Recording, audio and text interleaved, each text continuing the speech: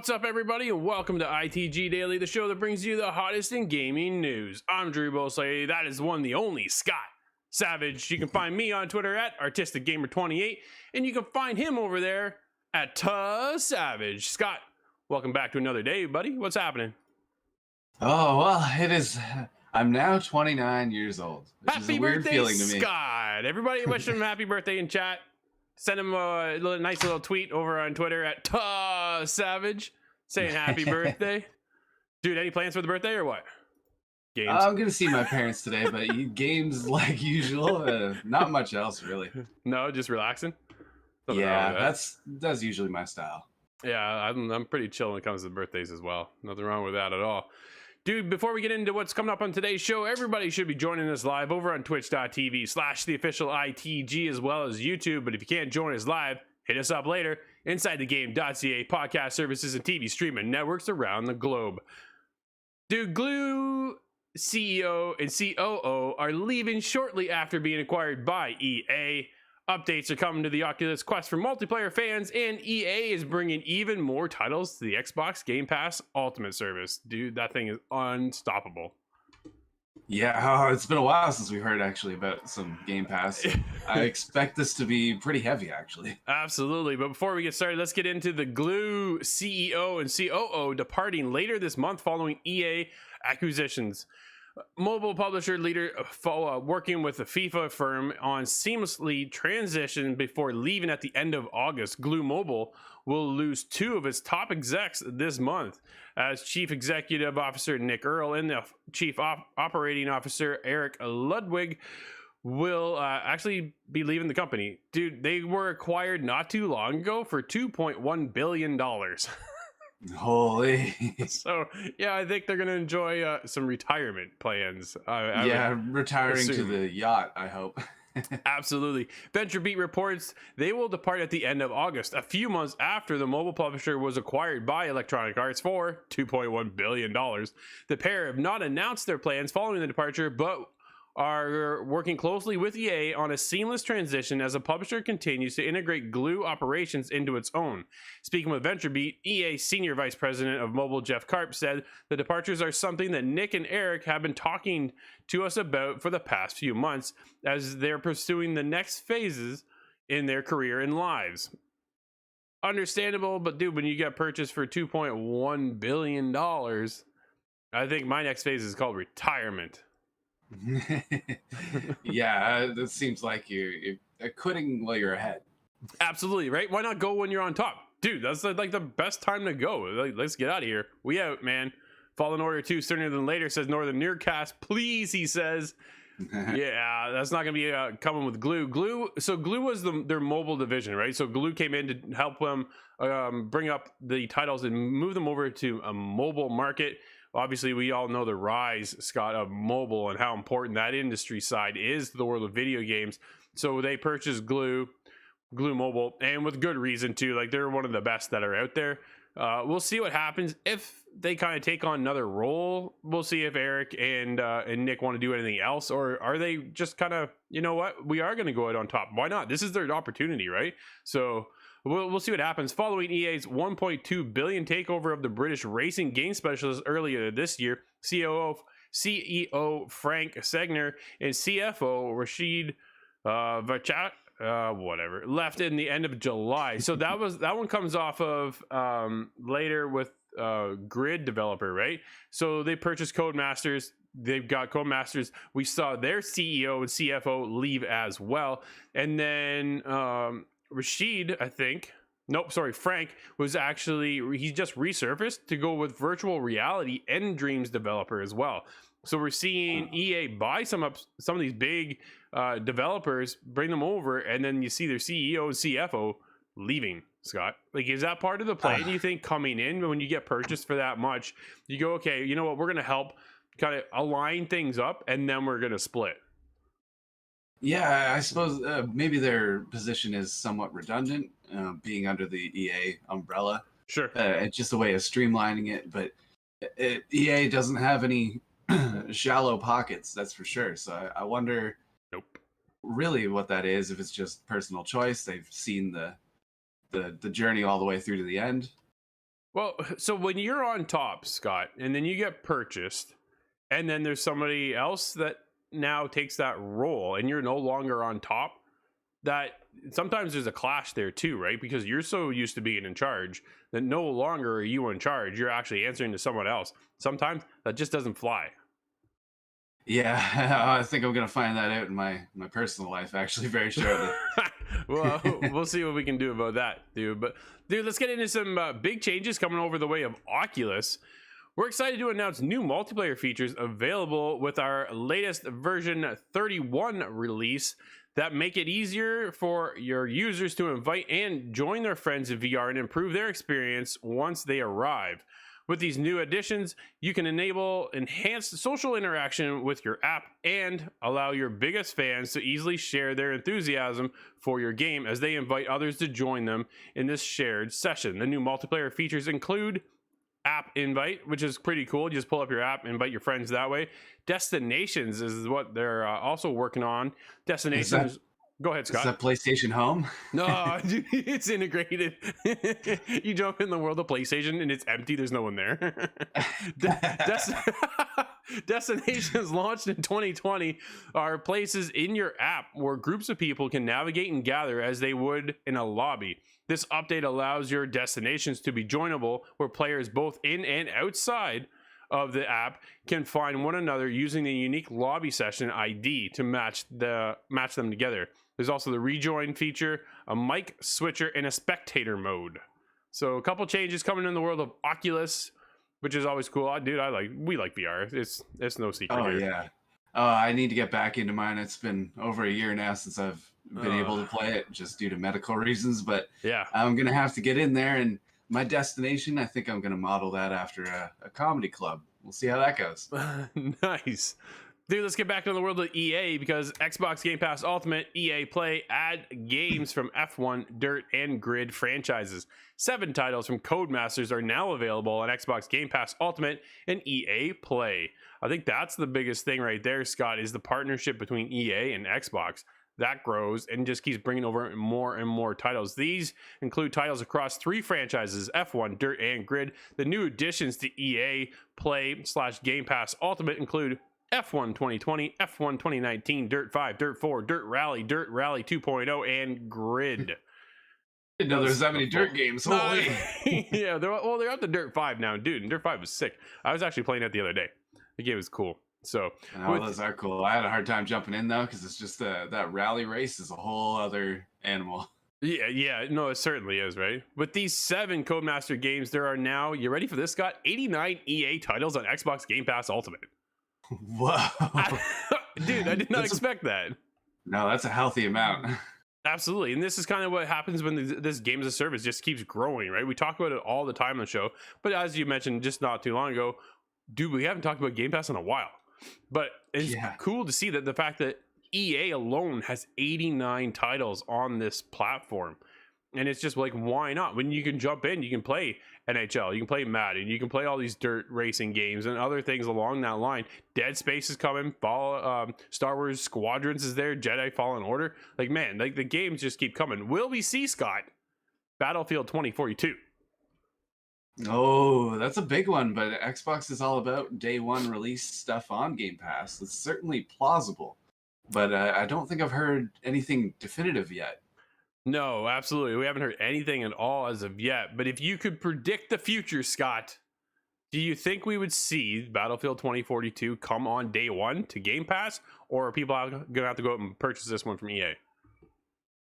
It's a different... It's a series that's so core in EA that I have a hard time saying that, yeah, it will be day one just because it's very large. Sure. But then... on the other side of that argument, the same issue, Halo Infinite is supposed to be day one. So if that could be day one, I suppose you could throw anything in that spot. Well, I think so, right? But the difference being that 343 Industries is owned by Microsoft, first of all, where EA is not, right? And EA plays into their own third-party situation. And do they want to come over into the world of the Game Pass? Because, man, what did we say last time? Last time we heard, was there like 20 million users on there right now? Just for Game Pass alone, right? When you compare that to PlayStation Now, which last we heard only had 2 million users. So, there's a huge leap when it comes to these services.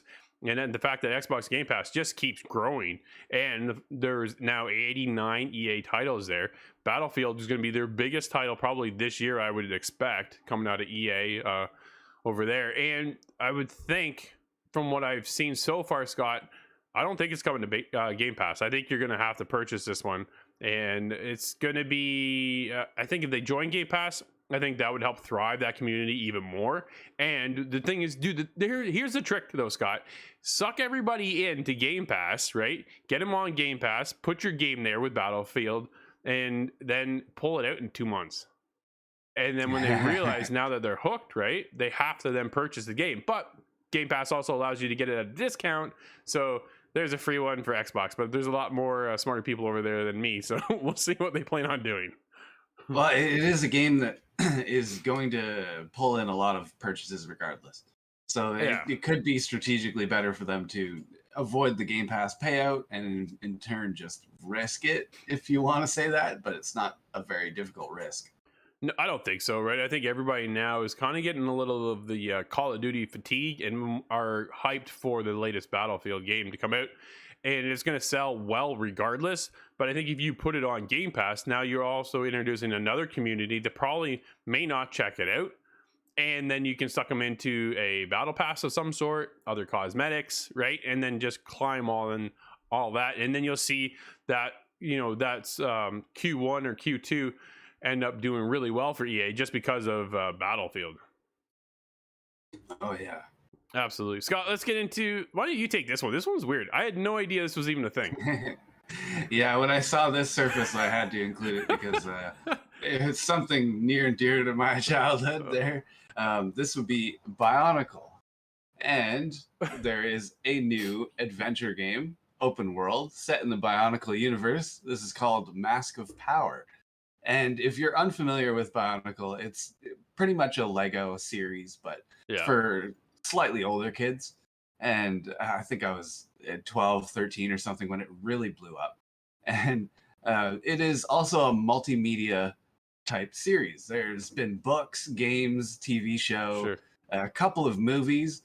And Bionicle has since, though, basically just disappeared. It lives on in the memory of us from the early 2000s enjoying it, but there hasn't been very much left since then. But there are many dedicated fans, such as those at Team Kenoshi. They are building the full-on open-world video game based on early days of Bionicle. There's actually a lot of Bionicle lore, so this is actually useful to know. But Mask of Power is a fan-made open-world adventure set in the Bionicle universe, reliving the legend of the mighty Toa and their perilous quest to collect Kenoshi Masks of Power, free the islanders of Matanui, and defeat the evil Makuda. And this title, Mask of Power, has been in development for the last 5 years and is said to be a labor of love. This game has been built from the ground up in Unreal Engine 4 and aims to combine familiar characters and locations with exciting action-based open-world gameplay. That's really cool. Team Kahoni has to stress that this is an unofficial fan game, and as such, it will be available to download for free when it's ready. Wow. Which is exciting for me. There's no release date posted yet, but there is a Steam page in the works. Well, that's cool. You gonna get this, even though it's like it is free, but you gonna download and check it out? Oh, I'm gonna have to. Yeah, just I've played one other Bionicle game in my life. I think it was a Game Boy Advance game, and that was good. I'm looking forward to this one. Well, there you go. I just that kind of missed me. Honestly, I missed that whole Lego thing. So yeah, it's kind of I would call it like Teenage Mutant Ninja Turtles, but for the 2000s. Like if you were the right age at that time, it's big. But other than that, you wouldn't really know much about it. No, not really. That's what I said. It kind of passed me by. So we'll see. Scott, you'll have to keep us posted on that one, dude, and how that one looks. But let's get into some Sonic the Hedgehog 2 casting. Yeah. All right, Scott, you're popped. Go up. Why don't you keep going, buddy? Just keep going with it. Why not? All right. Well, let me begin this with the surprise that there is a sequel to that movie. I am not surprised. I'm happy to see it, though. I am not surprised. I think it did really well. So to me, that it makes a lot of sense that it's coming. I watched it in my living room with a couple of friends, and we were laughing a lot through the whole movie. But I'm still excited. Sonic is another property that's really interesting to me. But this is an interesting announcement for it. Sonic the Hedgehog 2 is casting Idris Elba as Knuckles, and it has caused quite a stir online. Well, he is currently Bloodsport on the Suicide Squad. It looks like he is pivoting to a completely different direction for his next project. The sequel to the live-action take is expected to drop on April 8th, 2022. And while we're still waiting to learn more about the upcoming film premise, we do know that Alba is playing Knuckles. The actor has confirmed this role on Twitter, and he posted a photo of Knuckles' hand, the Knuckles in question, and captioned it, "Knock, knock." And it was Twitter, so anything on Twitter blows up, but this blew up exponentially hard because Idris Elba is loved by a lot of people. This is great news. Yeah. It's coming to casting call means a huge amount for movies, especially of this nature. Jim Carrey did a great job on the last one. That's a lot of the driving view force. A lot of people were curious just to see how that would go. Yeah, for sure. I'm curious to see how this particularly large action hero does as Knuckles, and what he brings to that. Well, obviously Knuckles is CG, right? So it'll be a complete voiceover. But dude, he's just such a. I love his roles. Like I think Elba does a great job at everything. He's really kind of crafted in the past. So I'm hyped, man. I gotta be honest. This is gonna be cool. I'm looking forward to the next Sonic. We had a lot of fun watching the first one. Definitely excited to see what happens in the sequel. What do you think we're gonna get out of the sequel? Because I won't spoil it. Never mind. I will leave that alone. how the movie ends, but. I thought it was cool, Scott. Do you expect good things out of the sequel, or just kind of maybe they should just left it at 1? I'm hoping for good things out of the sequel. Like I said, I laughed quite a bit at the first Sonic. As long as there's no motorcycle dirt bike scene, that was just way too funny. I could not resist that. I laughed so hard. But I hope that the first one was kind of a test of premise, just a proof of concept. Sure. And it allows the second one to do more kind of out there ideas and bring in more of the video game stuff that we're familiar with. Instead of just kind of featuring Sonic, I hope it's really Sonic led. Yeah, no, absolutely. I think they laid a good foundation with the first one. So yeah, pick up on that and move forward with the second one. I think we'll have a good time. Dude, what's not having a good time though are Rocket League adds leaving penalties to casual playlist, frustrating some players. Rocket League's latest update added penalties for leaving casual matches early, and the change isn't sitting well with some players. The patch note for update 2.01 outlined the goals for this change, namely improving the average match quality in casual playlists. You won't be penalized for leaving one game each day, but you'll receive escalating timeouts for dipping out multiple times. Dude, this makes a lot of sense. It is absolutely irritating in multiplayer games when people just bounce on you and leave you a teammate stranded, right? Now all of a sudden you go from 3 people down to 2 people. We get it all the time in Siege. We talk about it heavily on the show. The fact that it's a 5-person team and all of a sudden one person drops. I'm in the middle of a ranked match. Dude, we're now a person down and there's only 4 of us versus 5. Huge difference. And okay, you won't get penalized, Scott, for leaving once that day, but if you do it multiple times, it sounds like you're just constantly doing it anyways. So yeah, no, you know what? Yeah, penalize away. I think that's the right idea, Scott. Like, they have to do something. You have to do something about this. And it's potentially more detrimental in a game that's only 3 people on a team. Now, I do know that they substitute you for a bot, but the bot's just nowhere near a human value, so it's kind of just a band-aid for the situation. There has to be something worked out, especially in the case of Rainbow Six. That's been a problem for a very long time. And there's a lot of question as to what do you do about it. I like the idea where you take all of the cheaters, all the quitters, all of the team killers, and you just put them with each other. Absolutely. Additionally, casual matches with a score gap of 3 or more will no longer fill empty spots with real players, instead settling for bots alone. Previously, bots would replace missing players in casual matches until replacement players could be found. So no longer are they going to be doing that. It's just going to be a bot. Well, that's sort of good, because the consequence of that is that you're not ever joining an already halfway through match. If I come Yeah. into the game and I just sit down, I want to play a game. I like to play a full game from 0 score to 0 score. Otherwise, it's kind of silly, and I like that. So it's improving the matchmaking for a lot of people. I think that's the biggest thing too, Scott. When it comes to multiplayer experiences, how do you balance that, right? Where is the sweet spot when it comes to multiplayer? Because everybody, for one reason or another, has to sometimes just bounce in the middle of a match. But sometimes people just do it all the time, and those players need to be somewhat, penalized. I feel, anyways, that if they're going to do it all the time, then who wants to play with that person? I don't know how many times I block somebody in Siege because they're leaving or they're toxic or whatever, and I don't want to deal with it. I'm there for a good time, and if I'm constantly interrupted by that experience, I'm not going to want to stick around in the game. And I think Rocket League is taking the right approach and fixing some of those issues.